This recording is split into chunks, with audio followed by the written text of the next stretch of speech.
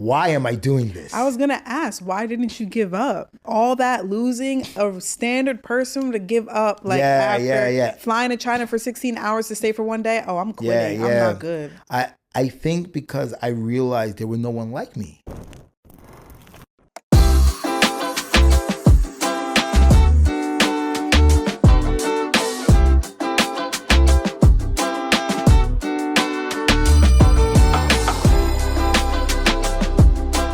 Bold and Brilliant Life with Bianca Peart.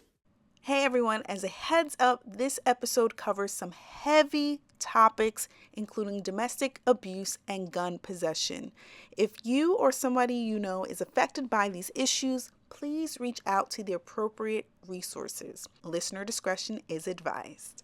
Today's guest is living proof that the power of sport can change lives. From the projects of Brooklyn to the world stage, Wally Green is not just a professional Team USA table tennis player, he's a global ambassador for the game and a true force of inspiration. Once entangled in gang life and surrounded by violence, Wally found his escape in the unlikeliest of places, a ping pong table. He's competed in over 40 countries, broken barriers as one of the only Black pros in international table tennis, and even played in North Korea to promote peace through sport. Wally is a speaker, athlete, and trailblazer who brings energy, passion, and authenticity to everything he does. So get ready for a story that's raw, real, bold, and brilliant.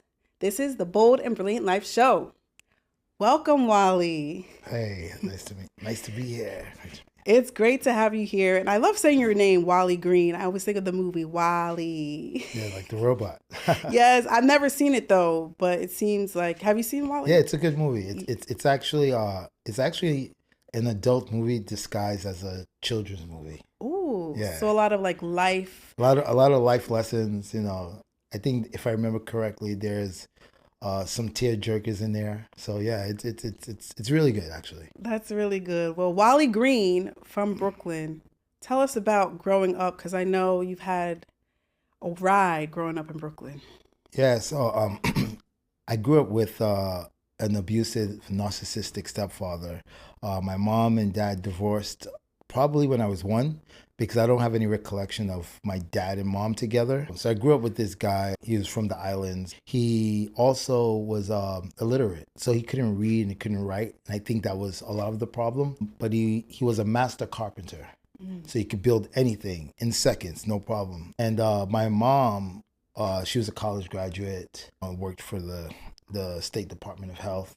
My mom was definitely smarter than him, but he didn't like that. Right? Because like, you know, my mom she went to school. He didn't. They would fight a lot, and he would put hands on her. He'd punch her in the face, you know, beat her up. So as a kid, I grew up watching this. And as a kid, you always want to help your mom, right? Yeah. You want to console her, right? So after your mom gets beat up, you go and you hug her. And then I would get punished, right? So after I went and hugged her, because, you know, I felt bad, then all of a sudden I wound up punished. And By your mother or father? Both. Okay. It was my stepfather that initiated the punishment, but my mother didn't say, no, that's not right. Right? Yeah. It just happened. And yeah, so I grew up really hating him, to where I started to become very violent, especially mentally. You know, as a kid, I was thinking of ways of how I could end my stepfather's life. He used to take some pills, and I don't know if you remember boric acid. So like if you live in the projects, you know, you can get boric acid to put along the lines of the walls, and that kills the roaches. It's like an acid. Yeah. It burns their legs away. And I remember, like, as a kid, I'm talking about maybe 5, 6, 7, like a little kid, thinking of how I can get this powder into his capsules. Like this. So this is the kind of things I was thinking about as a kid. And did you have any siblings? I had a stepbrother. Okay, so his... and that made it worse. Oh, wow. The stepbrother was his child. Yeah. But that became worse later on. Okay. Right? But yeah, I just became a really violent, angry, upset kid. And he also made sure to make me understand that that was his house, and that nothing I could do, nothing I could say would be ever good. So he would always tell me, you'll be dead. You'll be in jail for the rest of your life. You'll never amount to anything. You'll never be successful. Every negative thing you could tell a child, he would tell me. I would say a lot of it was planned because sometimes I would come home from school. We're talking about when I was older, not the 5-year-old, but of course when I was like maybe 10, I would come home from school and he would say, how was your day at school? And I would go, it was okay. And then he goes, oh, it doesn't matter. Because no matter how good that day is, you'll never have good days. Like these kind of that's really systematically trying to break you down to make you feel like he's God, right?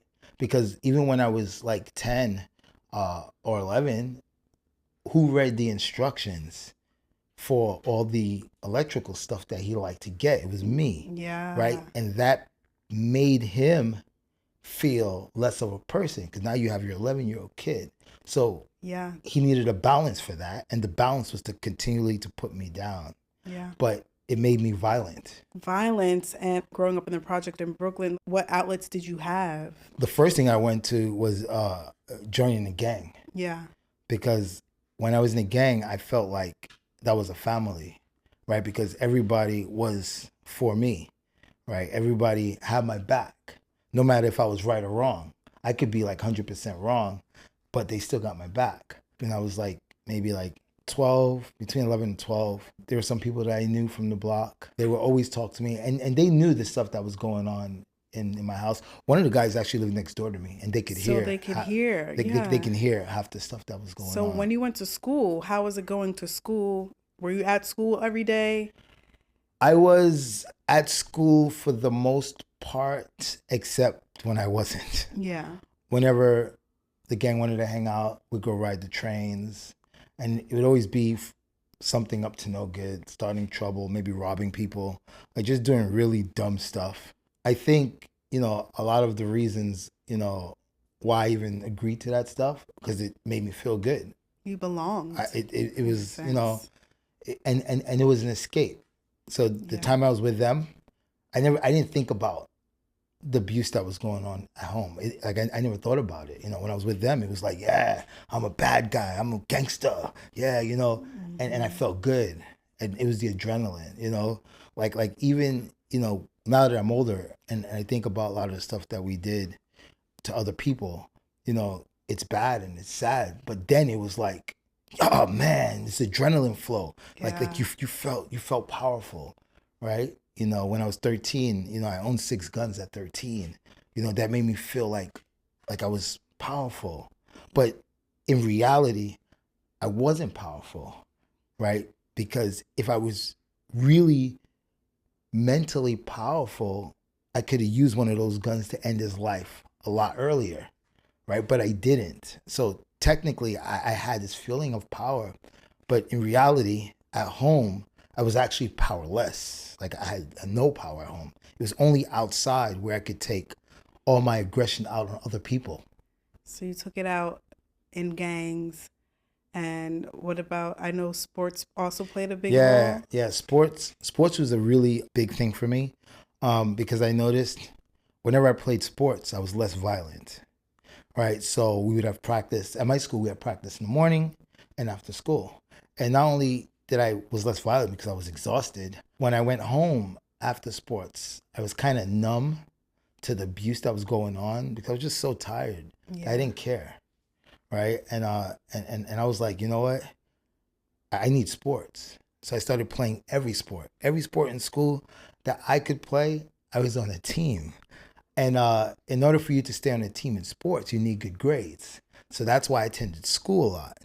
And I wasn't a great student, but I had people around me that they were like staff. I had staffers in high school. I had people around me that would help me.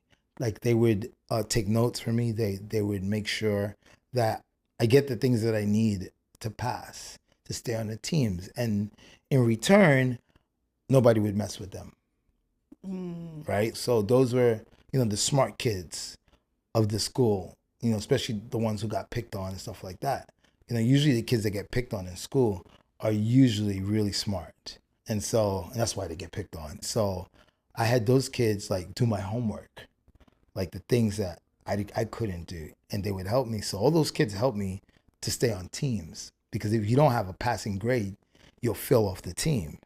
And I needed to be on the team. And that's how much they, in a sense, believed in you and supported you, whether it was right or wrong, to help with the, do assignments, or how did I think they were scared to death of me. Okay, because they knew you came from that. It wasn't a question. Like I didn't ask, oh, okay, will you do this for me? I said, hey, I need you to do this for me. It's a difference. And if you didn't do it, then it was going to be a problem for you. So I don't think I know that they didn't want this problem, because in school people knew me. Like I had a really like now I'm a little bit more calm, although once in a while I can go 0 to 100 really, really, like it's really crazy, because it's like in a tenth of a second. I'll be calm, and then all of a sudden it's like explosion. But in school there was no 0 to 100, it was 100 all the time. So I wasn't the person to talk. I wasn't the person to argue back and forth.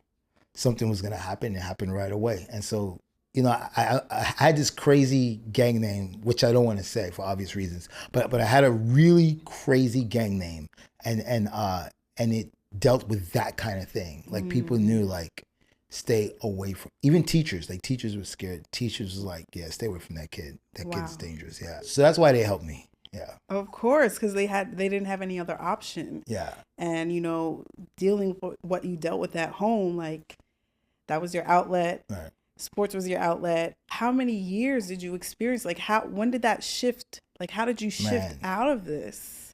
I probably 11 and a half, 12 to 14 were definitely the worst times. And then at 14, I got caught with a gun in school. And that was a huge problem, because as a kid, I had been arrested already multiple times for weapons and, for just really dumb stuff. And the judge wanted to be really hard on me. And they were talking, the talk was, we're going to charge him as an adult and we're going to give him 10 years. Wow. But remember, I always had good grades. So, and I laugh at this because I think it's just so stupid. But I always had good grades. And so my mom was able to say, hey, on paper, he's a good kid. He has good grades. He's on this team. He's on that team. MVP. I was MVP in every sport. Wow. This team. He's just in the wrong environment. My mom came up with this bright idea to send me to Africa for 2 years to boarding school. Wow, that's an extreme shift. That was a beyond extreme shift. And that was even more crazier, because it's kind of weird when I went there, I want to say, and I hate saying this, but I always got to be real. The most racism I was felt in my life was there. And what part of Africa were you? So I went to Nigeria. Okay. And the most, I felt more racism there than I did here. Because when I was there, you gotta remember, I'm this kid from the hood, this kid who's in a gang, that's taking shit from nobody. And now I'm stuck in some place where I don't know anyone and I don't speak the language. And people are saying, oh, you're not the real black. The culture. So apparently I wasn't the real black, whatever that meant. They used to make fun of me, and they used to call me the kid who eats butter in their language, to try to say I was soft. So now I'm in this other country. The whole point of going there is to kind of reform me. Yeah. Now I'm becoming more violent, because now it's just me. Yeah. And I'm fighting everyone, and it's me against everyone. So I got into a lot of fights with people. The school. Oh my God, I remember the first day of school. The first day of school is really wild. So the host family brings me to school. It's a boarding school, so I'm gonna stay here. And they bring me there, and I was in normal clothes like this, and I'm just sitting down while they're discussing, I don't know, some matters with the teachers and the staff about me in the school. And this dude just comes up to me out of nowhere with a stick and hits me in the head, like hard, like bam, right in the middle of my head. Wow. And I flipped out, grabbed him, started like punching him and cursing and screaming. Everybody came running out, and apparently it was the principal. Wow. Now, in Africa, That's different. there's a very huge hierarchy system. Put it like this. A person who is 1 day older than you, you have to respect them. Yes. Like 1 day, 1 hour. Yep. You can't even call them their name. You have to say brother. You can't even say the person's name who's 1 hour older than you. Imagine the principal of the school. So everyone was like, who is this kid? And they're like, oh, this kid's from America. And every teacher, except one, was out. I was like the wild horse that was supposed to be tamed. So now I'm in this place. I hate everyone, right? I'm fighting with everyone. And now every teacher in the school wants to be the one to tame this American kid. And there's a point to where you can't do anything anymore, right? Yeah. Because they beat the mess out of you in school. In class is no joke. You put the wrong answer, you get hit. And you know what? That's a good thing, because I think here, these kids, they have too many options. There's too many options. If you don't want to learn, don't learn. Over there, it doesn't work like that. You don't have a choice. You will learn. It's a will. And so, yeah, I got beat up a lot. And then I started saying, okay, I got to find a way to get respect from people. So I joined this thing called Man of War. And Man of War was like, if you took Boy Scouts and times it by 10,000. It was like being in the militant army without being in the militant army. Wow. They made you do crazy stuff like standing straight up and just falling straight down like a tree on your arms, like really crazy stuff. So I joined this. Thing, and then people started respecting me. Then respect started coming, because not everyone wants to join this. Of course. And so I joined that. Now, I was supposed to come back to visit 1 year. And I told them, if I come back here, and as soon as I get to America, I'm never coming back. And they tore my ticket up. Oh. Yeah, immediately. Okay. Immediately. So I spent a whole year saying I'm coming back. A whole year I said that I'm going to come back. And then so by 16 years old, I came back to America at 16. And now I was a different kid.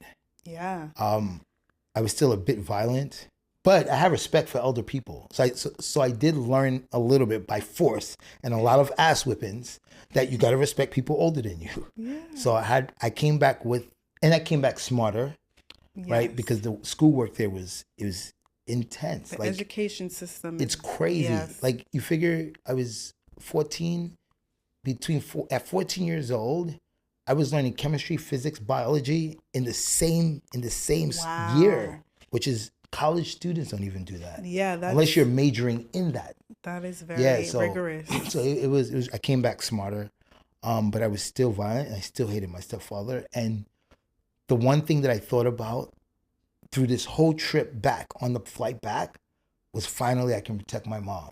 It's the only thing that was in my head. Yeah. All the way back, I remember this long flight, and I just kept thinking. I was playing out all these scenarios in my head of what would happen if he touched my mom again. And you know, I get back home, and I'm 16 years old. And of course, my stepfather still doing the same nonsense. Mm-hmm. And he went to grab my mother one night, and then they were arguing about something. And my mom, like I said, she was really, she was educated. Yeah. So when they would argue, they would curse each other out. She would use words that he couldn't understand. Absolutely. Like, my mom would say stuff like this, like, you dilapidated son of a bitch. Like, what? Dilapidated? I was like, and it would drive my stepfather to insanity.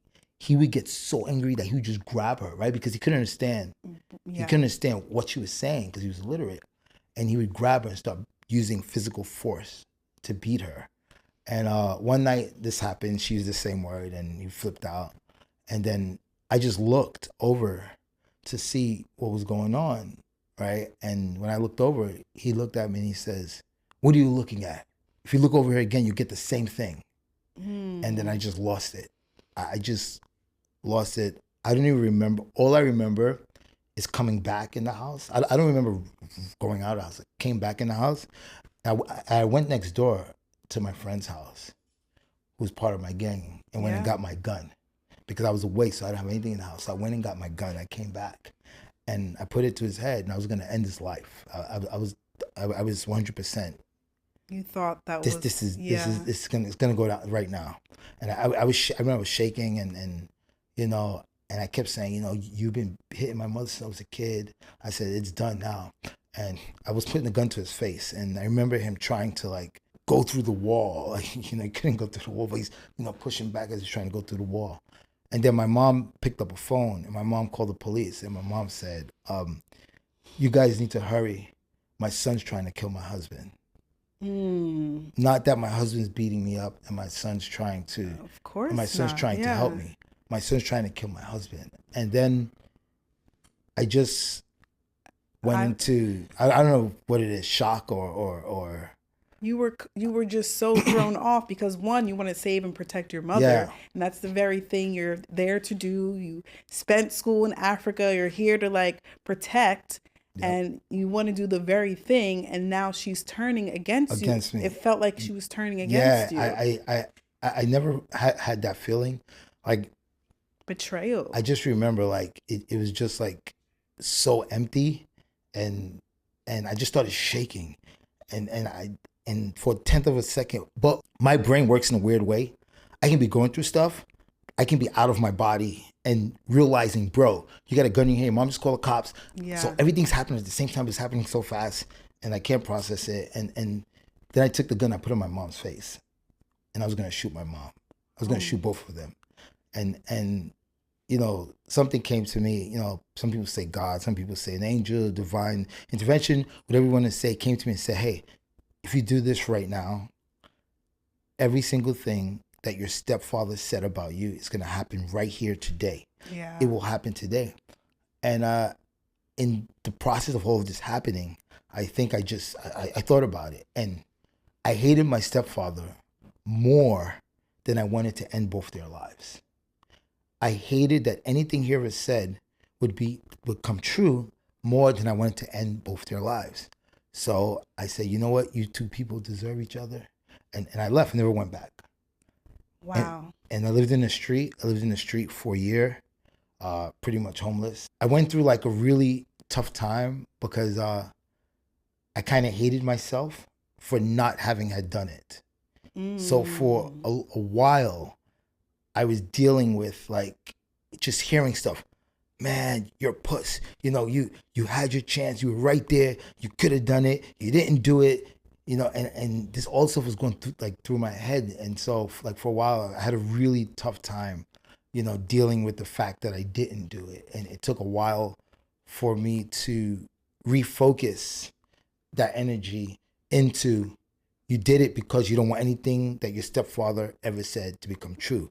If you did it, then you would be in jail for life. Yeah. Right? Because my stepfather used to tell me this all the time. Always. You're going to be in jail for the rest of your life. You'll be dead. You know, you'll never be successful. So I had to kind of shift my brain into understanding that, you know, if I did do that at the time, then that's what happened. And it was tough. It was absolutely. I mean, it was definitely tough. Very intense emotions because this is your birth mother, your blood, right? Yeah. Like as a child, we see our parents as heroes. We see them as protectors. We don't want to see them get hurt. And for you to experience that, I can only imagine, don't even want to. And I'm sorry you had to experience that. But I'm also very proud that in that moment, you made that bold and brilliant decision to be like, you know what? It's not worth it. Despite the pain, you pushed through and said, I'm going to remove myself from my situation. And yes, I'm going to have to stay in the streets and figure that out and navigate. So that year while you were homeless and, you know, navigating that next era, in a sense, what helped you kind of push through that? You know, I went back to the gang thing again, staying over some people's house sometimes, you know, breaking night till morning, hanging out. And then I found ping pong, which was weird because... Yeah, you just found ping pong out of nowhere. We gotta... What? So they had ping pong in my school. And I hated it. At your high school? High school, yeah. Okay. It wasn't a team. They just had kids playing in the lunchroom. And I used to make fun of them all the time going by. It's like, look at these kids with their short shorts and a stick. Like, it looked so funny. I used to make fun of these kids. So I hated the sport. I used to make fun of it. But I started to shoot pool. I started to shoot billiards. And one day I go to a pool hall. I had this stick. I had a very fancy pool stick that I switched out. So I bought a pool stick, which was cheap. I went to the pool store to switch it, and the guy says, take anything on the rack over there. But I went to the other rack, and I took a more expensive stick and said, I'm changing this, and they didn't notice. So now I had this expensive pool stick, which the pool stick I thought would make me a good player. Yeah. But it didn't. I went to a pool hall. Somebody bet me some money, and I lost, and I got a little upset. Took the pool stick, shattered it on the table, but not purposely. Out of anger, just hit it, and it broke. Yeah. There was some Asian kids playing ping pong directly in my eyesight. And like I said before, like when I was a kid, I took out everything that happened to me. I took out other people. If I walked into a wall blindly, whoever was the first person next to me, they were going to get it. Yeah. It was their fault. It was never my fault.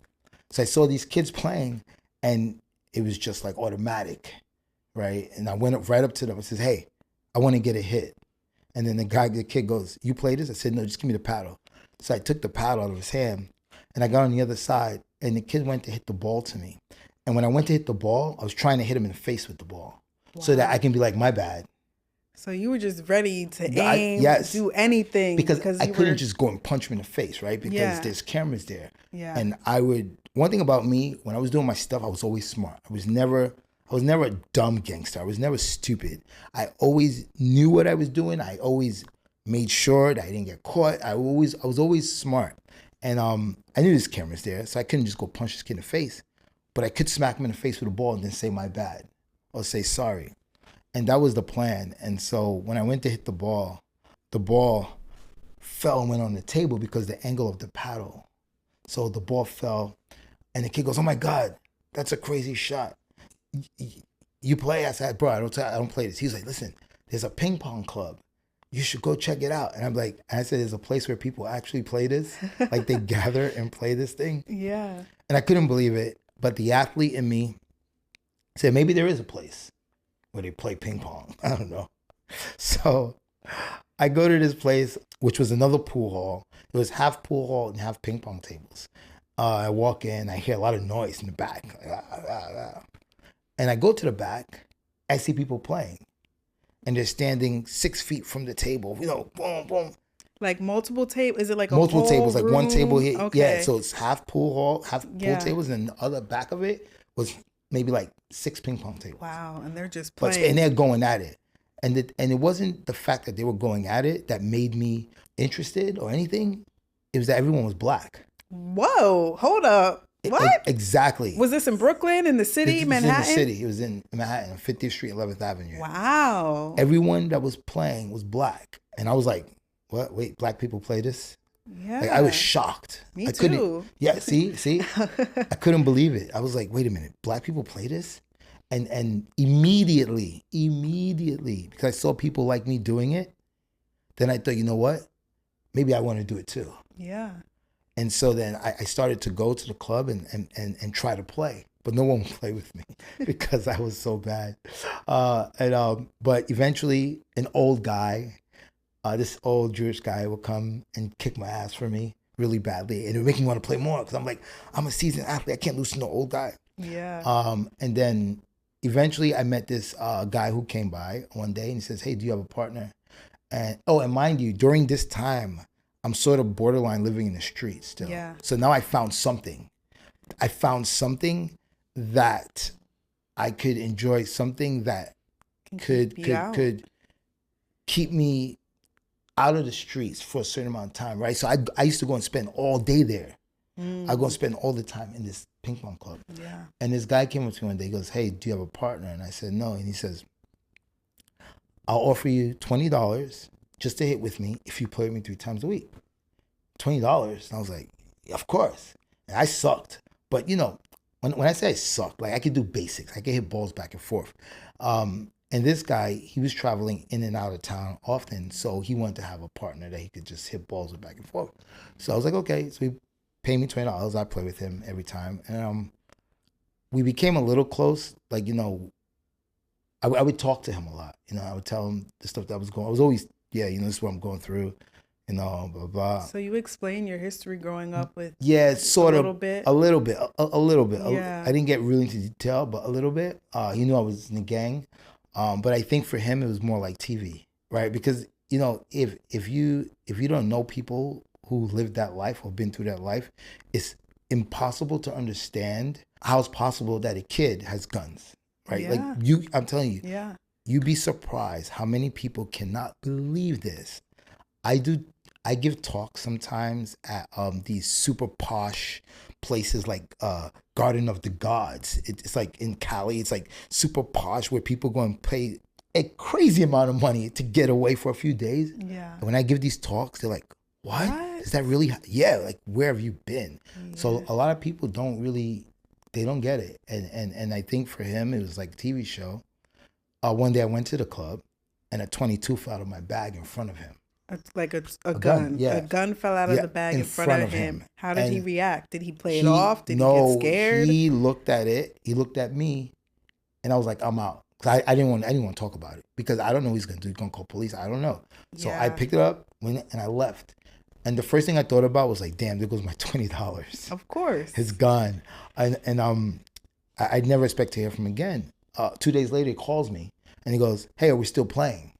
Wow. And so I was like, okay, that's weird, but I need the $20, so I'm gonna go play.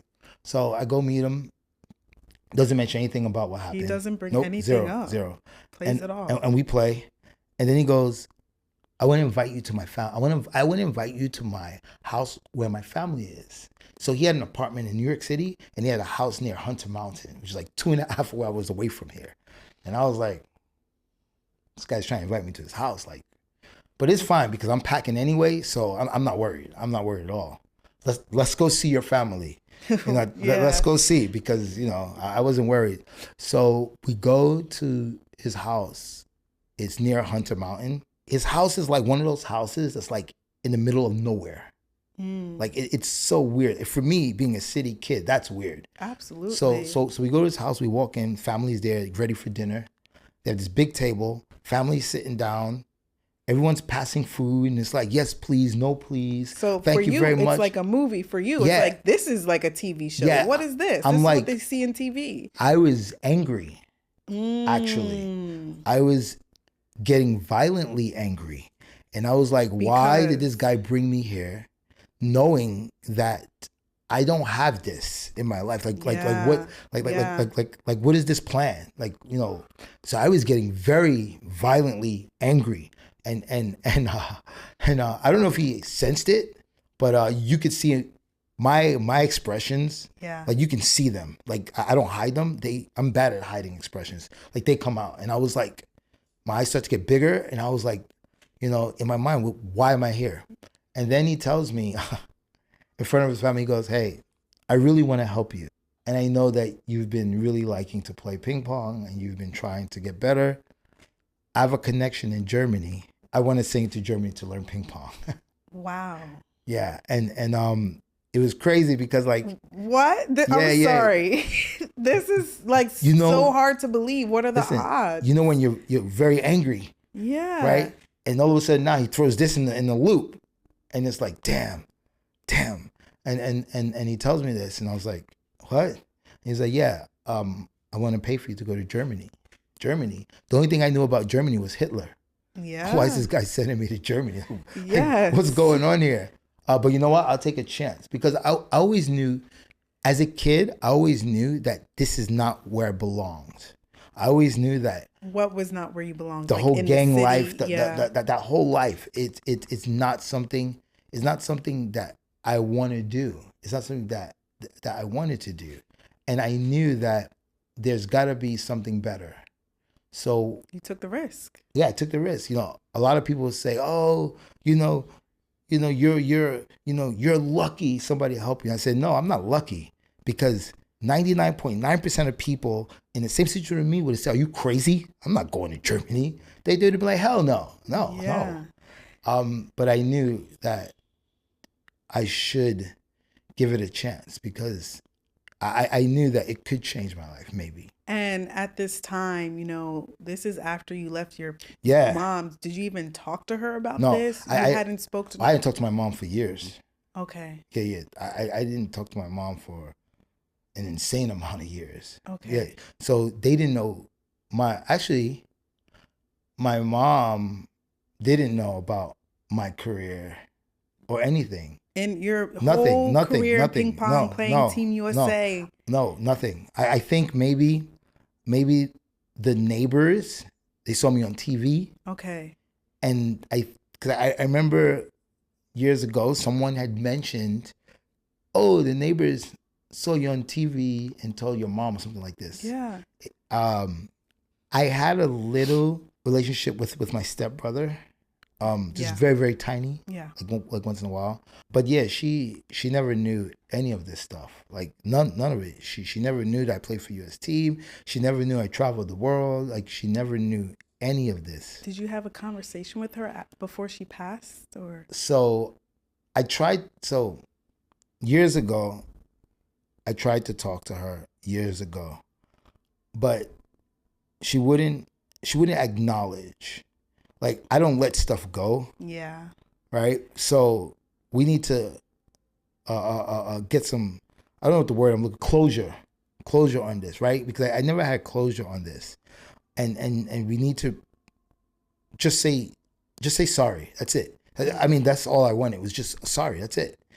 Whatever you say, just say, I'm sorry. Yeah. But she wouldn't do it. She wouldn't. And she was still with the dude too. So that made me even more. When I talked to her, I just felt like that violent kid again. Yeah, it was hard. And every time I talked to her, I felt more violent. And I said to myself, bro, you got to cut her off. Yeah. Seriously. And I had to do it because I would get violent to other people. Like I would just come out. People ask me a question about. If you ask me a question about my mom, oh yeah, I would flip it 0 to 100 right there. Yeah, that's hard. Why the F you ask me about my mom? I would just like flip out on you. So I was like, man, you know what? I need to cut this relationship off. And I completely cut everyone off. Every person in my family cut off. So my uncles, I have uncles, I cut them all off. Because now that I'm older, I started thinking, I'm like, my mom has 5 brothers. How come this dude was never beat up? Yeah. Yeah. During the pandemic, I learned about narcissism. I didn't know about narcissism. I didn't know about any of this stuff. So a lot of things happened that I didn't understand until the pandemic came. The app Clubhouse came out. Therapy? Did you ever do therapy? Never went to therapy. Okay. Clubhouse was my therapy. Yeah. I really didn't understand until the pandemic. Clubhouse came out. I started getting to all these rooms and I found these mental health rooms. They started talking about narcissism and all this crazy stuff. I was like, what's that? And I was like, oh my God, that's what my stepfather did. My family has never been in my house, ever. They've never been in my house, ever. Like my mom's brothers, grandmother, grandfather, no one has been in there. And that's a big trait of a narcissist. Narcissist keeps family separated. And I learned this like a control. There. Yeah. And so I thought about it and I was like, I want to talk to these people. I'm like, she got 5 brothers, all 5 brothers in the military. Wow. And you want to tell me that this dude didn't have broken legs? If I have a sister and some dude's beating up on my sister, I will wait in front of your house early in the morning till you come out. And I promise you, you're going to the hospital. And the fact that didn't happen, I said, I can't respect these people. So I cut them off. I cut everyone off. Yeah. I cut everyone off on my dad's side. After my dad passed, I cut that entire family, everyone off. And I say, you know what? I'm going to do this by myself. I need to worry about my own mental health. And I need to focus on me without any words in my ears from anyone else. Or any triggers, Yeah, honestly. any triggers, yeah. So I couldn't talk to her. I stopped talking to her. Mm-hmm. Before she passed, I think I spoke to her once before, and it was about really nothing because then she started to get, I forgot what they call that sickness. It's not dementia. Dementia. Oh, okay. Yeah. Oh, yeah. Oh, my stepfather had that. That's the worst. And so that made it even worse. Yeah. Because now I couldn't even talk to her. and she was living with my brother. And then like a series of events just happened. Like my brother passed. And this is like in the last 2-3 years. My brother, who I had a small relationship with, I talked to him once in a while. What's Your up? stepbrother? My stepbrother. Okay, my stepbrother. yeah. Because my stepbrother was a gangster, like a real gangster. He got from me. Yeah. And then, but he kept going into it. Yeah. And then, he had a wife and kids, and one day he just passed on a bed. Ooh. And his wife called me, someone who I never even spoke to in my life. Yeah. And she called me and oh, Victor passed. I was like, oh, what? Oh my God. And she knew what to do with my mom because my mom lived with them. Yeah. And I was like, I don't know what to tell you. Like, I don't know. And then shortly after that, my mom passed. Wow. Like really, I think it was within the same year. That happens, yeah. My mom passed, and then she called me again. And I was like, listen, I will contact the rest of the family and I will let them deal with it. But I can't deal with it. Mm-hmm. And so I had a multiple texting, and I text everyone at the same time and say, hey, your sister has passed.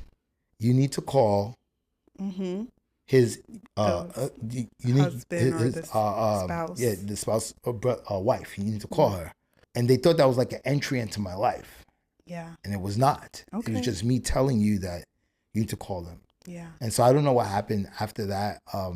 I to be honest, I really didn't care, which is crazy. I mean, I made a video, a video about this actually, and I made it for domestic violence awareness month. Yeah. And in the video, I'm telling you the story that I told you before about how my mom used to get beat up, and I used to go help her, and get punished and stuff like that.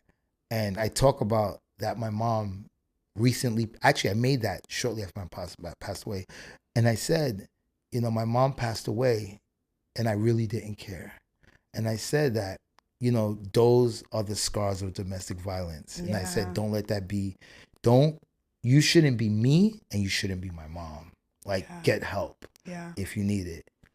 So she was, I just didn't, and people, and everyone says, oh, you're going to feel bad later. No, I'm not. I don't. I don't think about it unless people ask me. Of course. Like, it's never in my mind. It's sad, but I mean, it's the way it happened. And now the pandemic came. I learned a lot about what I went through. I learned a lot about what triggers me about that situations. And I've been able to deal with it in a calm way where it doesn't trigger me anymore. That's excellent. So I've been able to self-regulate. Yeah. And the way I've been doing it is that, like I think I told you before, like I've been on like 300 podcasts. Wow. Telling more in the last 2.5 years, maybe 300. Wow. Telling my story over and over and over and over. And I noticed that every time I tell the story, I felt like just light. Yeah. Like I felt you're releasing. Yeah. I used to cry before. I don't cry anymore. But I used to cry before. Like tears. I'm not a crying person. But it happens because it's very emotional, and that's a huge part and anchor of who you are, whether you want that to be a part of who you are or not. Right. So going to Germany, this random guy inviting you to go to Germany was kind of the rebirth for you and your identity in your life. So talk about going to Germany to learn ping pong. What was that? Before I even say that, I just want to touch on one note, which I think is really important. And I don't know till this day, he never mentioned about this gun that fell in my bag. Wow. Ever. Wow. If he would have mentioned it just one time, I would have ghosted him immediately. I would never talk to him again. If he would have said, oh, you shouldn't be doing it, it'd have been over. So I always wondered if he did that purposely. Yeah. I mean, I would assume it was purposely, right? Because it's a weapon that fell in my bag. But he never brought it up, ever. He never said anything. It's almost like it never happened. Have you spoke to him? No. Oh. That's a story for another Oh, time. we'll say that for another time. Yeah, Do you know if he's still around, alive, or He's around. Okay. Someone investigated. Okay. Did an investigation for me, and they actually great. found. They found him. We found his picture on the internet. Awesome. But also, someone also told me that, that was an angel in your life. Absolutely. And you should not look for it.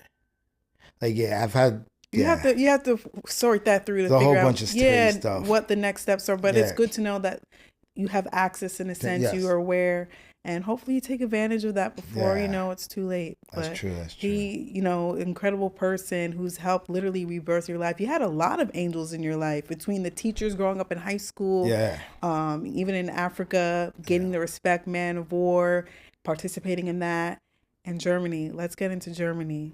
Yeah, Germany was crazy because now I went from being a kid who was just, like I said, was very violent and being around, the toxic, all these toxic things in my life and people putting fuel to the fire. In Germany, they were like, "Hey, how are you? Oh, you're from New York. Oh, whoa, slow down, bro." Yes. Like they were in my face like crazy. And I was like, what is this? Oh, you're from New York. We love New York, and everything is about we love this, we love that. Oh, New York is amazing. Oh, America's amazing. No, bro, like what? Back up. And it was funny because I didn't know how to be violent to these people. So I speak about this a lot. When you're living this gang life, there's two kind of people. There's one, the people who have lost their humanity, and the people who haven't lost their humanity. People who have lost their humanity are the most dangerous.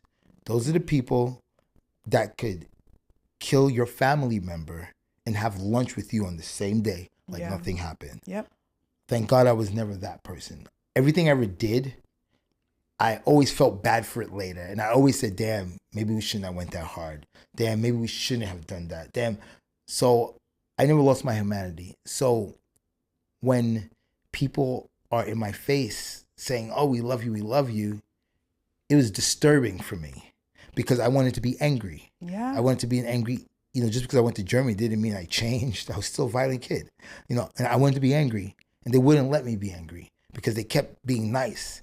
And there's a term that they use. It's called killing you with kindness. Yep. And that's exactly, I experienced that. Killing you with kindness is a real thing. Like, I was confused. I didn't know how to be angry. I want to be angry. I want to be violent, but everyone's like, "Oh my God, you're the best. You're the most," people are telling you you're the best. You're the most amazing person. If you haven't lost your humanity, it's hard to still be violent. Yeah. And I was confused. So of course, it's a huge shock. I didn't know what I was doing. I was just like lost. And the same thing, like I said, the birdie, divine intervention, whatever you want to call it, came to me and says, hey, why are you angry? You're not being abused anymore. You're not with a gang of people who only like you because you can pick up your gun or you can do something for them. You're not even in the same country. Why are you upset? Why are you angry? I didn't have an answer to that question. And I thought about it. Why am I angry? There was no answer. And so I decided that, you know what? Let me see how this goes. Let me see. So I started to be nicer. I started to let people in, open up a little bit. And then I realized that one of the most important things I realized was that the whole world is not out to get you. Because for me, the whole world is out to get me. Everyone's against me, everyone. And I realized that there are people that genuinely like you because you're you. There are people who genuinely like you, not for what you can do for them, just because of you, because of your character, because of the energy that you bring out. Yeah. And so I learned it that way. And then that was the first change. That was the first real mindset change. That's where it happened in Germany. And that was the start. Yeah. Yeah. So how long were you out there learning ping pong? Like a year or? No, I was there for about maybe 6 weeks. Six months. Oh, 6 months. Okay. Yeah. Because I went 3 months to one place. And then before that, I had met some people who played, some pros. I went to some tournaments someone invited me to, not to play, but to see. And I was a crazy kid. I mean, you can't do it in basketball because in pro basketball, you can't even get to on the floor. But picture being at a pro basketball, NBA, and you're going up to all the players, say, yo, man, are you really the best in the world? I was doing that at the U.S. Open ping pong. I would go up to these players, are you really the best? And start talking to them. They all thought it was crazy. But one of the guys was like, hey, if you're ever in Germany, because why not? give us a call. And I was in Germany. I decided I'd give them a call. And so I stayed more time and trained in Germany with some really like famous. It's almost like saying, you're going to, when Michael Jordan was playing, you go train with Michael Jordan's team. Like, that's what it was like for me in this ping pong world. I was training with like, players who were like top 20 in the world, right? Playing with them. The coach was like a legend in the sport. Right. So I was just, with all these players and I started to love it.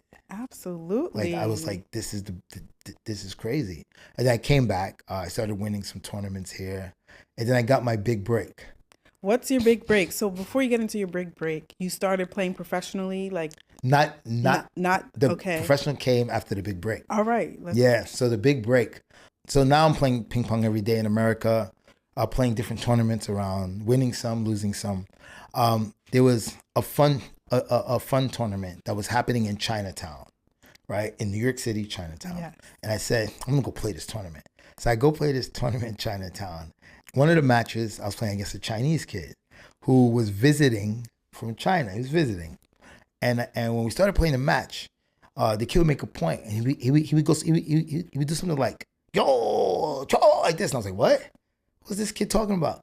So I said, all right, you want to play that? So I started That talking. was his selly. Yeah. I didn't know what he was talking about. I don't know what he was saying, but it was pissing me off. So I started going ghetto on him. He would say that. I was like, that's it, baby. Come on, we sending him back today. I was talking mad trash. I was just going. So me and this kid, he's going, yo, in my face. I'm like, yeah, you go home. And we're going back and forth. And everybody's watching this match because it's a crazy match. And all of a sudden, these guys come up to me and they say, hey, do you know Rockstar Games? And I'm like, yeah, of course. Grand Theft Auto. That's my favorite game in the world. I play it all the time. He's like, well, we're looking to make the world's first ping pong game. Would you be, before they even said, would you be interested? I was like, of course, 100%. That sounds awesome. 100%. And so I agreed to make this game with them. So they made a game called Rockstar Presents Table Tennis. It's probably the only non-violent game that they've ever made in their lives. Video games. Yeah. And the game became so famous. And the reason why it became famous was because everyone knew Rockstar's next game was a ping pong game. And they were like, what? Wait a minute, Rockstar making a ping pong game? It's impossible, right? Because they have all these violent games. Why would they ever make a ping pong? So people started posting all over the internet, oh, maybe the paddle's going to turn to knives and bullets are going to shoot out of it, or the paddle's going to cut people's heads off. And so before this game came out, I thought, you know what? So I got paid to do the motion capture. So I did 90% of the motion capture of every character is me, and 10% is from other people. So then I was like, you know what? Let me see if Rockstar would fund me playing all over the world as a pro. So I told him, I says, hey, listen, I want to play pro next year. Do you think you guys sponsor me? And the only answer was, of course. Of course. And I was like, what? They said, so then he said, you know what? Come up with a budget and give it to us. And I didn't even know what a budget was. How you do that? So I started looking on the internet. Well, how do you make a budget? What is it? Okay. Oh, it's the expenses of everything. So I wrote down everything that I would need, how much it would cost, how much is each tournament, how much is the flights, the hotels, food, and then I learned the word miscellaneous. Yeah. I was like, oh, miscellaneous, that's extra cash. Yeah, we need that. So I made this whole budget, and they agreed to it, which was crazy. Without any pushback. No pushback. Zero pushback. Yeah. Not only that, I had clothes that were designed for me with Rockstar's logo. I still have one jacket that I found that has the Rockstar logo that says Rockstar Presents Table Tennis. My shorts. Let me tell you, I always said that, I wasn't the best player in the world, but I had the best clothes. Like everybody was like, man, where you got Rockstar clothes from? And so they paid me, I think it was like $60,000 to play ping pong Wow. around the world. Wow. So I just started traveling around the world playing ping pong. I was like, I had all this money to play. And so I was good enough because like when you play pro ping pong, they you can't enter yourself into tournaments. So you have to like rank in or no, get nominated? no. So only the association. Oh, wow. The association has to contact the association of the other country Oh, my. to put your name in. So you can't just go play. Yeah. Right, the association has to agree for you to play because you're representing the U.S. Yeah. So the team has to agree that you're good enough to go and play. Wow. Or else they won't put you in.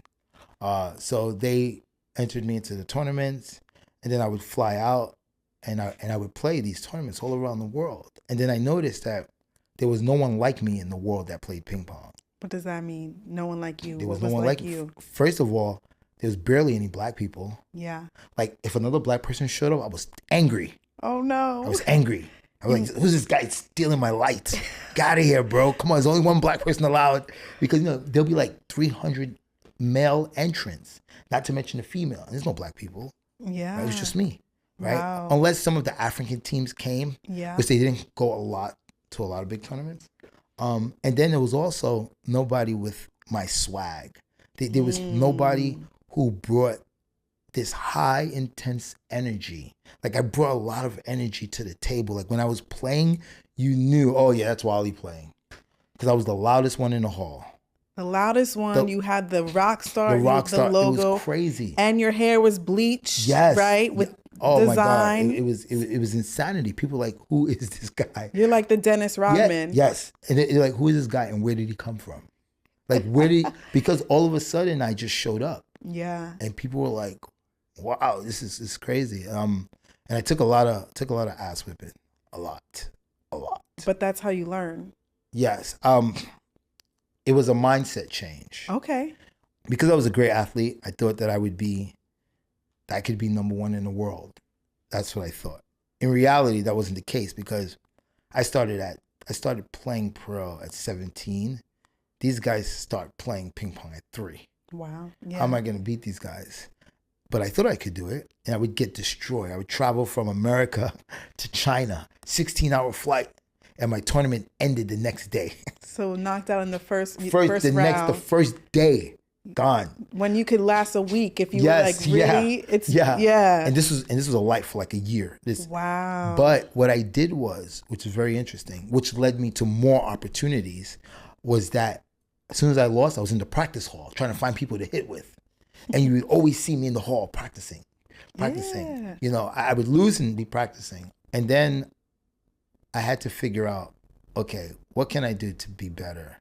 Because I was losing every match. And then some people started to talk down to me. I remember, like I said, there was nobody like me in the world that plays. People were like, oh, why you playing this? You should be rapping or playing basketball. Mm-hmm. First of all, I'm 5'8", bro. Like, how am I playing basketball? Like, what world you live in? I mean, there are 5'8" people who play basketball. Shout out to them. Yeah, but not a lot of them. Yeah, I understand. And I'm like, what world you? And then and then the rap thing. Always the rap thing. Oh, you should be a rapper. Because when I went to tournaments, I had this chain. I would wear this chain. Oh my gosh. So, but then my reply would be, how many tournaments have you won?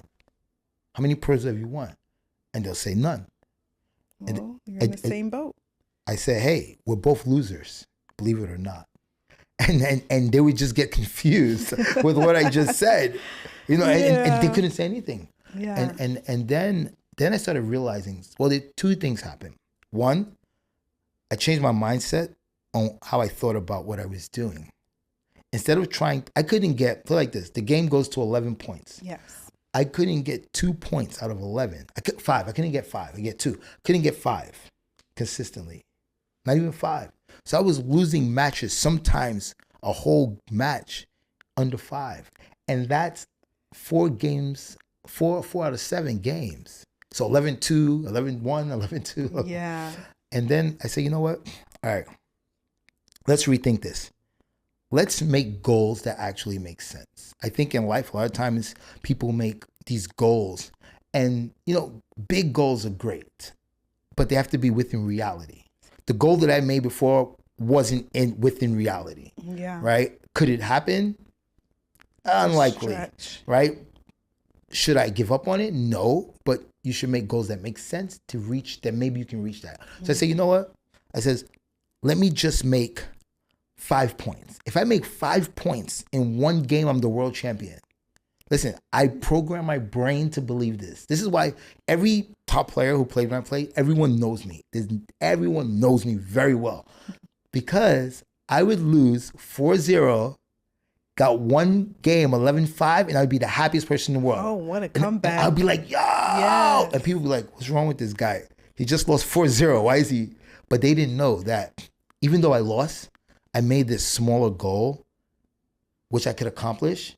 And one thing about small goals is we need to celebrate those small goals, no matter how tiny they are. We need to celebrate those small wins. Yes. Oh, my goodness.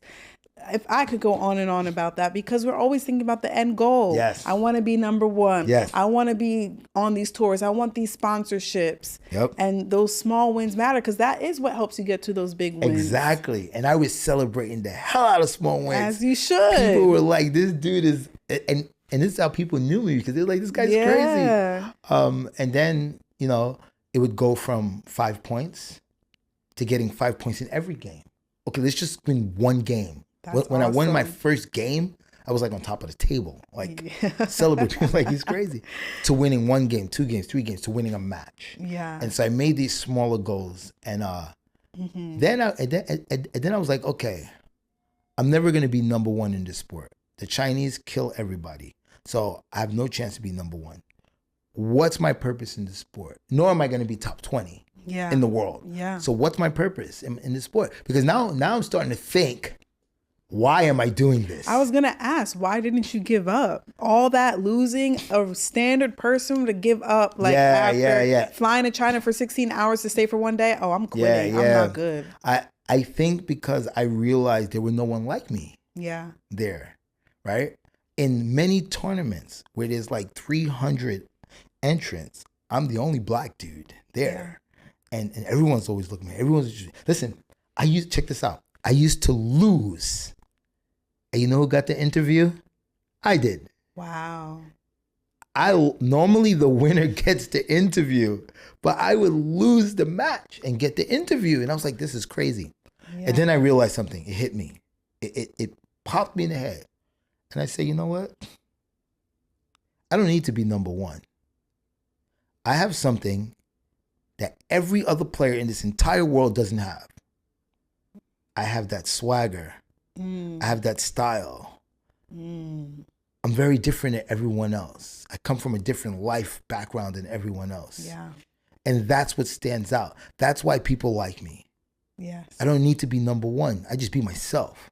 And then once I figured that out, I was like, wow, you know what?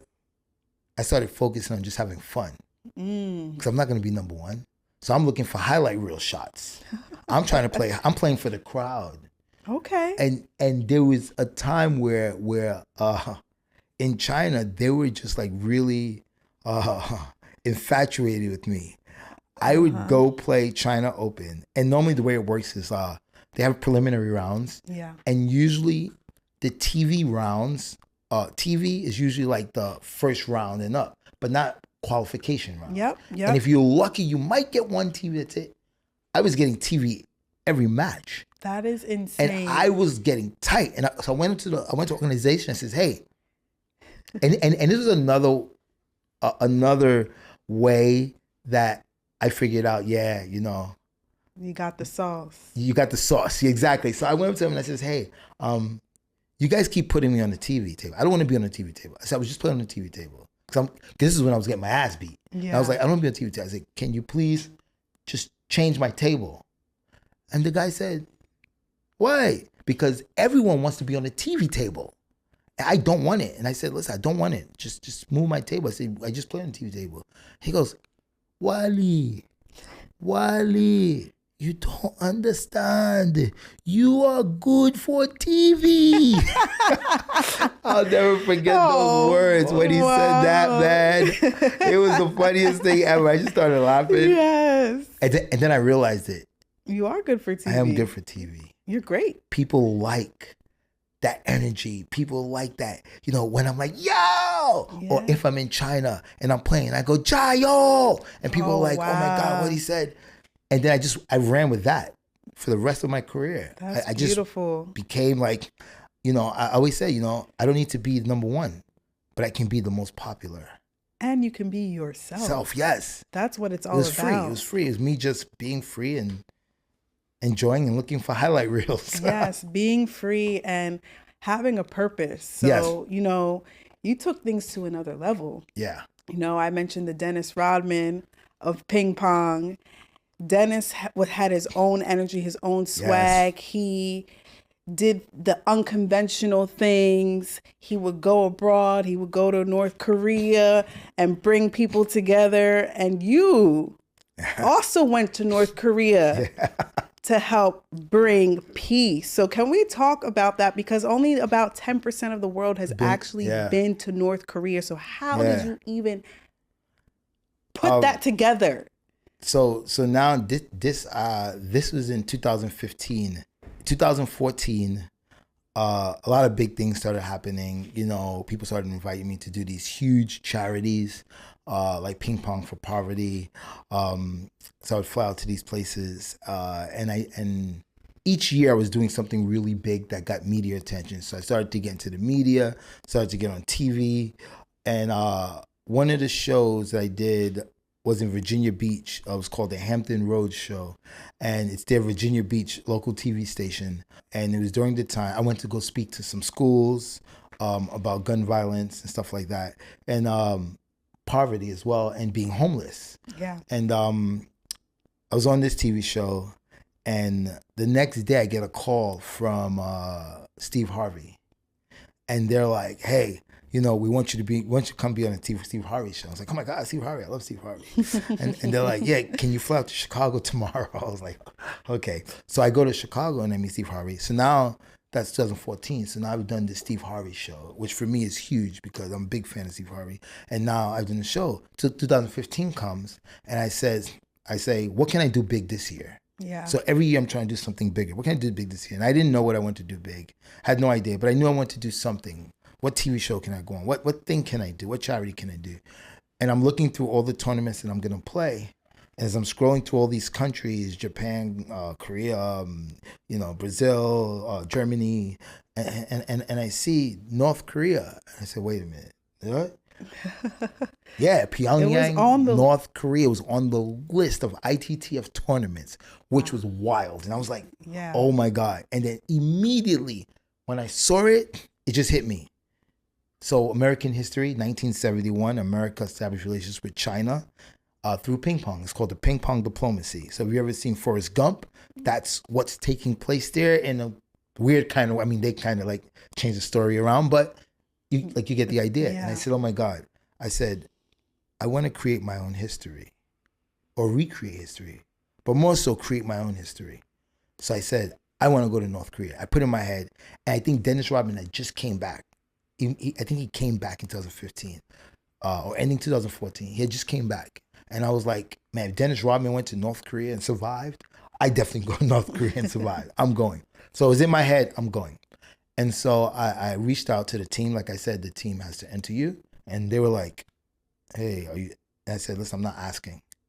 I want to do this. I want to go. And then after they said they want to take care of it, I started to reach out to all my friends around the world. Hey, would you go with me to North Korea? Let's go as a peace team and play like they did in 1971 as a team. Every single person said no. Wow. Every person said, you're crazy. We're not going there. They're going to kill you. You're not going to come back. And all the negative things. And I'm like, bro, it's an ITTF tournament, International Table Tennis Federation. It's not a North Korea tournament. It's different. It's being held in North Korea, but it's governed by ITTF. This is a different scenario. Everybody said no. Of course. Everybody said no way. So I said, okay, you know what?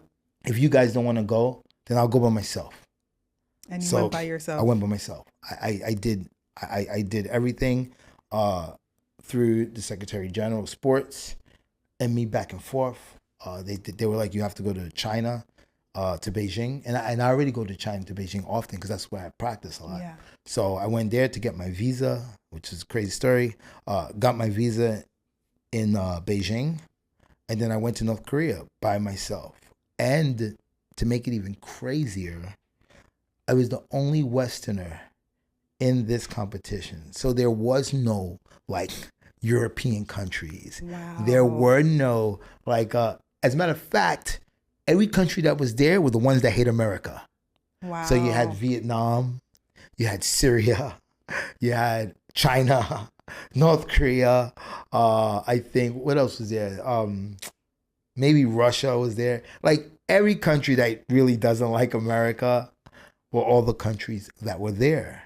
It was hard being there because, you know, as a Westerner, you're not allowed to have phone service. So there's no cell phone service for you. No access There's to no anything. Wi-Fi, nothing. No cell phone service, no Yeah. Wi-Fi.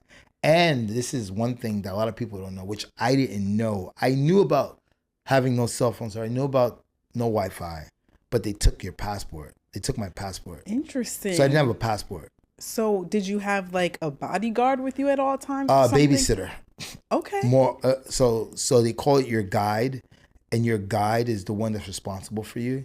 So that person's gonna take you everywhere you need to go. So for me, my everyday was get up, eat, I'll go to practice hall, tournament hall, practice hall, back to hotel. Yeah. And it was the same thing every single day with the guide. Wow. They'll bring you back and forth. So it was a little, you know, difficult. Absolutely. Because there's no one for you to really, you know, connect with, speak with. Were you able to like travel through the city a little bit? You cannot leave that hotel room. Really? No. I tell you a funny story. I tell my guy, says, hey, listen, can we go out? Yeah. Can we go outside? Now, I thought that outside means there's a park across the street. There's a beautiful park across the street. Yeah. I thought outside would mean the park. Can we go outside? And she says, yeah, we can go outside in the park. So I'm happy. I'm like, oh, good. I get to walk around the park. So she comes, gets me early in the morning. We go downstairs. We walk outside of the hotel room. Yeah. Outside of the hotel, right there where the cars kind of pull in. She gets on the phone and we stay there. And I'm like, what's going on? And so when she gets off the phone, I says, hey, can we go to the park? She said, oh, sorry. No. It's forbidden. Wow. Yes, we couldn't even go to a park. Wow. So you're not allowed, they will not allow you to ever have a potential to speak or influence normal North Koreans. The people that are with you, these are not normal North Koreans. These are the elite. They're trained on how to deal with you, right? All these people, they speak English. They're trained. They know what they're getting into. They're controlled by government. But you'll never meet normal North Koreans, like just normal people in the street. Wow. There's no chance for it. Never. You won't get a chance unless maybe you go into a tour. But even in the tour, the people that you're gonna come across are also working for government. There is a train station tour. Yeah. But then even you don't even know if those people on the escalator are actually real people. They could be. A lot of things are set up to make it look good. Absolutely. Yeah. Wow. Yeah. So it was crazy.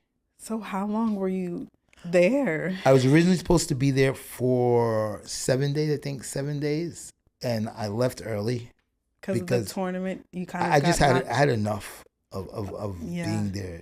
It's really high stress. And plus, I accomplished what I went there to do.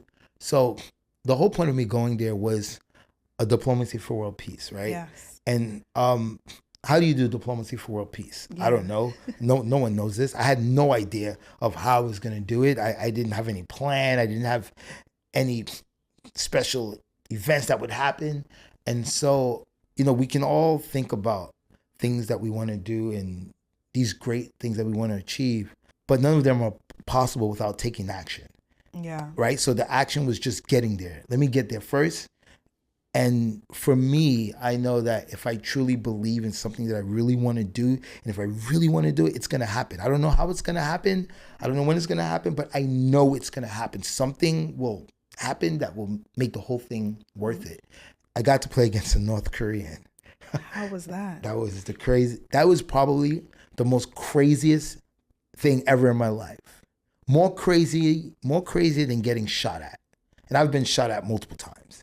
But this is more crazier. This is, when I say this is intense, this is very intense. Because you gotta remember, there were about 5,000 fans in this hall. They're all North Korean. No one is from anywhere except North Korea. They're all North Korean. And so I remember when I was coming out into the stadium to play, picture 5,000 people who are taught that you're the devil, that you should be killed, and they hate you, looking at you when you're coming out. It is the most intense feeling I've never had a feeling like this.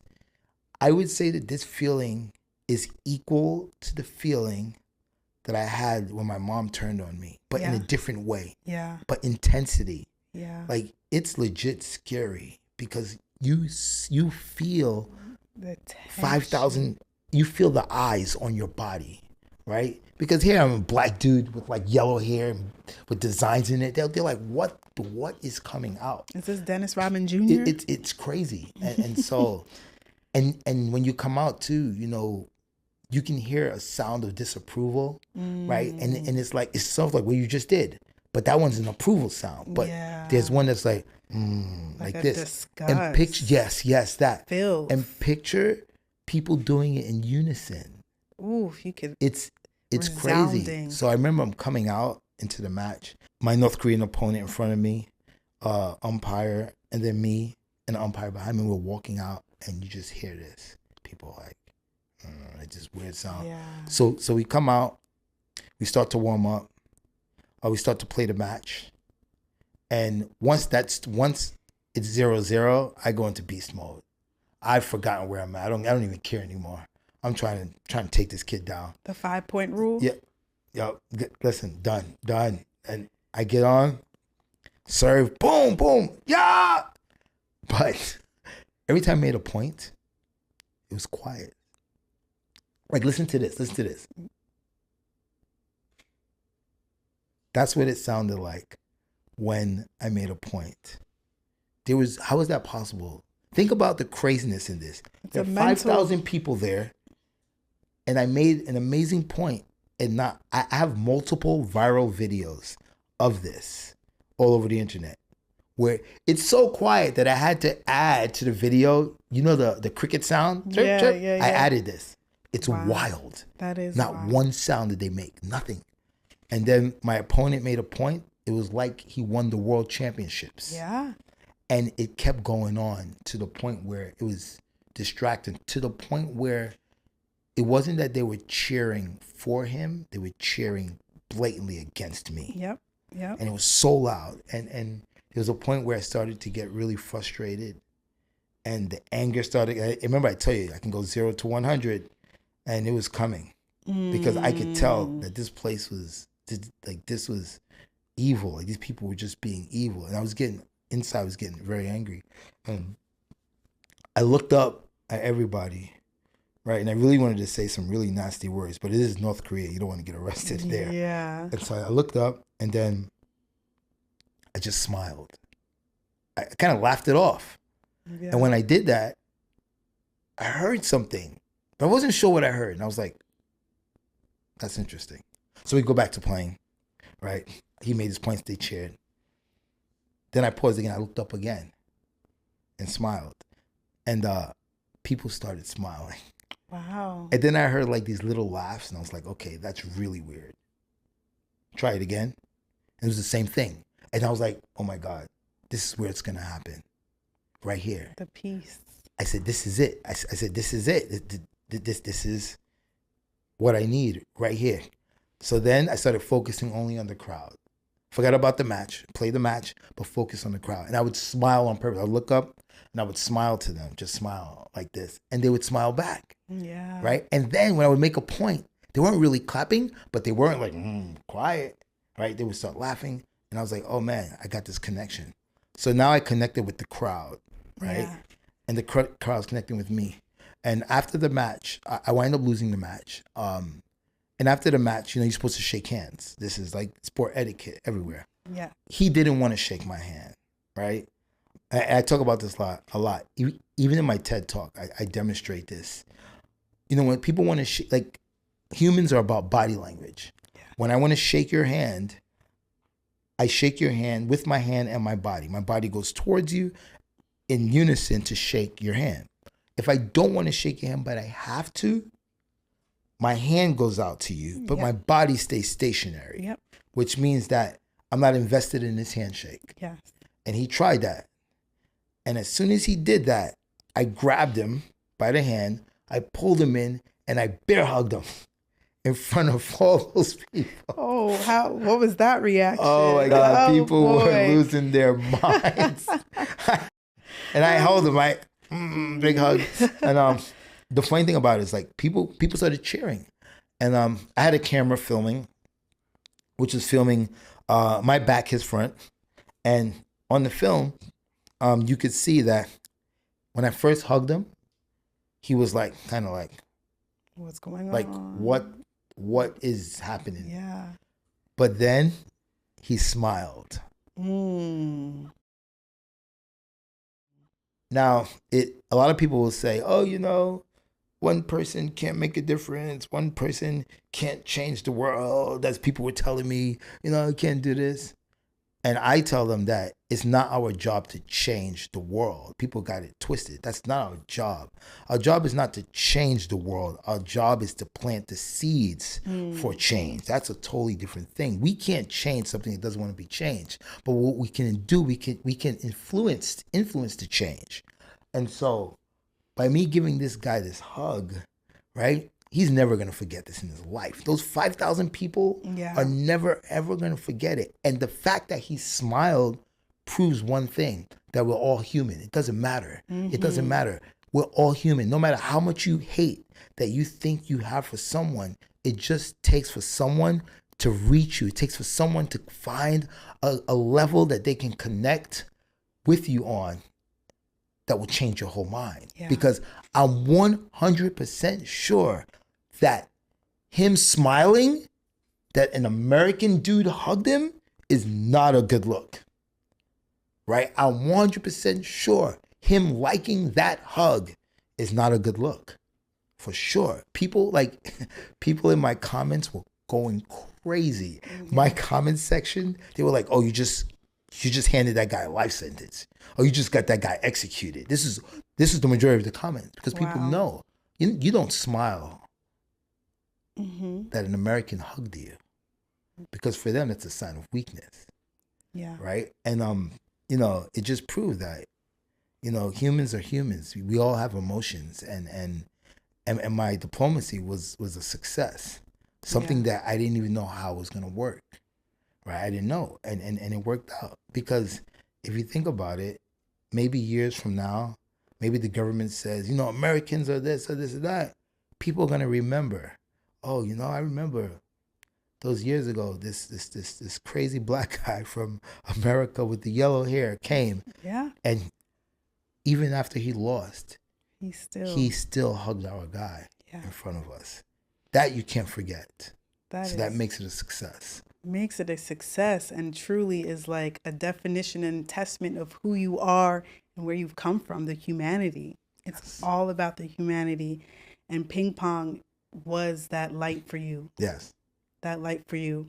And real quick, you're also getting into pickleball. That's how we met. We met through pickleball. And I know it's a very long story, but I'm excited about your pickleball journey. Yeah. And what are your goals while playing pickleball and going pro? Yeah, so now, you know, I'm focusing on playing pro and pickleball. It's crazy how life is. You know, life is just one big circle. Yes. It's just one circle, because just as much as I hated ping pong, I also hated pickleball. Because you thought it was overrated. Yeah. And it's like, there's no respect. Yeah. So it's the same thing. It's almost the same thing all over again happening. Yeah. But now it's the next journey in my life. But I've been trying to figure out what my debut would be like. And I started to think about it deeply. Originally, I was supposed to have a partner that my sponsor was going to find for me. That person signed with someone else. So that never happened. But then I started thinking of something bigger. And I was like, if I come into the sport, I got to come into the sport with a bang. I can't come into the sport as just a normal pro like everyone else. So, and this is my thoughts in the last couple of weeks, because it's been taking so long to get the partners, it's been taking so long to make things happen. Yeah. And I say, you know what? I need to come in this sport with a bang. I need to come in this sport where people go, oh man, that's crazy. That's Wally Green. Yes. And so I came up with the greatest idea ever. So I have some connections to Gael Monfils. Oh, Gael Monfils, Yes. the French. So, yes. Oh, I love him. So tennis player, professional tennis player from France. So he's been at my club many times. Nice. At my club. And Guy Forget is a French legend. He's like the McEnroe of France. Yes. He's an investor Yes. of my club. So my idea was my debut as a pro should be with Gael Monfils. I love because there are no black teams in all of pickleball. That is correct. Doesn't exist. It does not. Does not. It's not one. And I think me and him, his character is like mine. He's a showman. Literally, you guys, it just makes sense. Yes. The energy, the acrobat. He's tall and lengthy. You complement one another on the court. It would be perfect. It would be so amazing. Yes. So that was my idea in the last couple of weeks that I want to make happen. I mean, I don't know if he's going to want to play pickleball, but I think if he just played one competition, just one. Yeah, just one. That would help me out a lot as well, because everyone knows Gael Monfils. Everyone in the world knows him. Yes. And people will get to see me. Yeah. And I won't fall in that clutter of pros. Yeah. Right. I won't fall in the clutter of all the other pros. I would stand out and Yes. people would see, oh, this guy's got some super talent. And so that's my plan. Oh, I love that. I'm going to see how, let's see. It's going to be great. Let's see if it works. So I've been hosting at the pickleball tournaments. Donald Young also plays, a black professional tennis player. I know he's been in the circuit, but I would love to see more black people in the sport. It's so fun. It's so energetic. It's just great vibes, a beautiful sport. What I know, you do a lot of coaching with the youth and, you know, the black community. What do you want to see in the future of pickleball? Like what? I want to see more black teams. Yeah. Yeah. Like it's wild that there are no black teams. We're going to start. Maybe we'll be go pro. There we go. Mixed doubles. There we go. Because I'm on the quest to go pro. Not as far as you, but definitely something in my 100%. My world as well. But it's been a pleasure speaking with you. I want to do a few rapid fires before we wrap. Yes, before we wrap up. Okay. Question number 1: ping pong or pickleball? Ooh. Ping pong. Okay. Spin or speed? Who made up these questions? These are not so easy questions. Yeah, keep you on the spot. Spin or speed, spin or speed, spin or speed, spin. Spin. Yeah. All right. Favorite movie? Probably Scarface. Oh. Yeah. Oh, wow. Yeah, Scarface. That is a classic. I love Scarface. I can see you relate to Do you want to meet my friend? I love it. Well, you mentioned Dream's double partner. So, yes. Gael Monfils. Favorite place you played ping pong? Aside, I don't know if North Korea is in there, but aside from North Korea. I think my favorite place to play ping pong is China. Because in China, it's huge there. And I spent literally 1 year, well, every year I play there, 2 to 3 hours just signing autographs. Oh, like it's wild. It is insanity. And they love seeing us there. I visited Shanghai a couple times, Pudong and Puxi, and they look at you like you're a celebrity. Take pictures with you. Yes, they will like aggressively get in front of you. Like there's no shame. You've seen that before. The walk in front of you, selfie picture without asking you. I'm like, excuse me. It's very intense. Yes, intense. I don't know what it is, but even when I went, with peers who are white, they started feeling uncomfortable. Like, why are they all coming up to you like this? It's a different world out there. It's different, but I love it. Yes, it is, and it's beautiful though. It's beautiful out there. Pre-match hype song. Oh, I think my pre-match hype song would be the same as like my entrance song for when I'm giving a talk. It's going to be the theme, the Rocky theme. Oh, nice. I love the Rocky theme. The Rocky theme gets me hyped. Oh, yeah. Yeah. Shout out to Philly. I'm from outside of Philly, so I already know what that energy does. I'm surprised you didn't say your own song. You have your own ping pong song. Rap. You rap. Yeah, I used to rap. I don't rap anymore, but I did a long time ago. Yes. Bold or brilliant?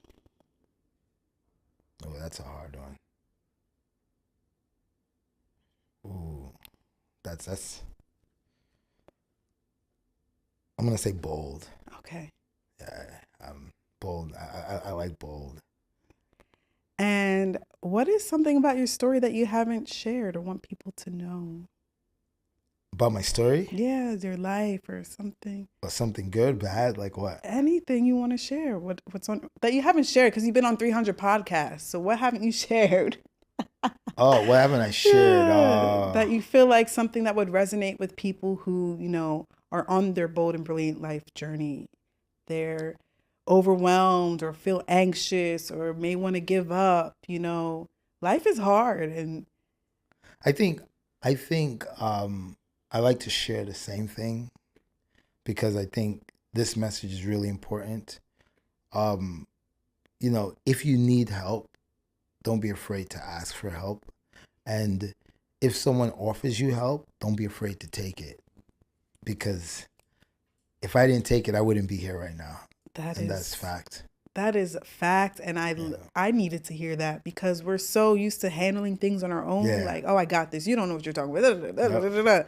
But receiving the help and support. There are genuine people out there. And I'm so grateful that you were able to experience firsthand genuine people, kind-hearted people who helped revive your life and transform you. Yes. So grateful for you to be here on the Bold and Brilliant Life show. Wally Green, everyone, thank you so much. You're the best. Thank you for having me. Appreciate it. Yes. Thank you for tuning in to this episode of Bold and Brilliant Life with Bianca Peart. If you haven't already, be sure to subscribe to this show. And I would love if you could leave a like, a rating, and your honest comments. And as bonus, go ahead and share this with a friend. In the meantime, stay bold and brilliant.